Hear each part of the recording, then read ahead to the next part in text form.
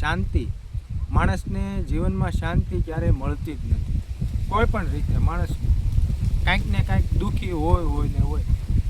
સંપૂર્ણપણે કોઈ માણસ એમ કે હું સુખી છું તો નથી. કોઈ સંપત્તિ દુઃખી હોય, કોઈ સંતાનથી દુઃખી હોય, કોઈ બીજું ત્રીજું કોઈ પણ રીતે માણસ દુઃખી હોય ને હોય. સંપૂર્ણપણે કોઈ માણસ સુખી નથી. કહેવાનો અર્થ કે જ્યારે માણસનું મૃત્યુ થાય તે પાછળ લખવું પડે કે ઓમ શાંતિ ઓમ. ખરેખર જો માણસને જીવતા જીવવા શાંતિ મળી હોય તો આપણે પાછળથી લખવું પડે કે ઓમ શાંતિ ઓમ. આપણા લખવાથી શું છે, મૃત્યુ પામ્યો એ માણસને શાંતિ મળી જવાની છે? નથી મળવાની. જીવતા જીવ જે માણસને અહીંયા શાંતિ ભોગવી એ ધાસું છે. મૃત્યુ પછી કોઈ લખવાથી, કોઈ ઓમ શાંતિ લખવાથી શાંતિ મળી કે નથી મળી આપણને ખબર નથી. એટલે જીવતા જીવ માણસને આ ભાગદોડવાળી જિંદગીમાં ક્યારેક પોતાના માટે થોડોક સમય કાઢીને કુદરતી સાનિધ્યમાં થોડીક શાંતિ મેળવી અને ભગવાનનું નામ લેવું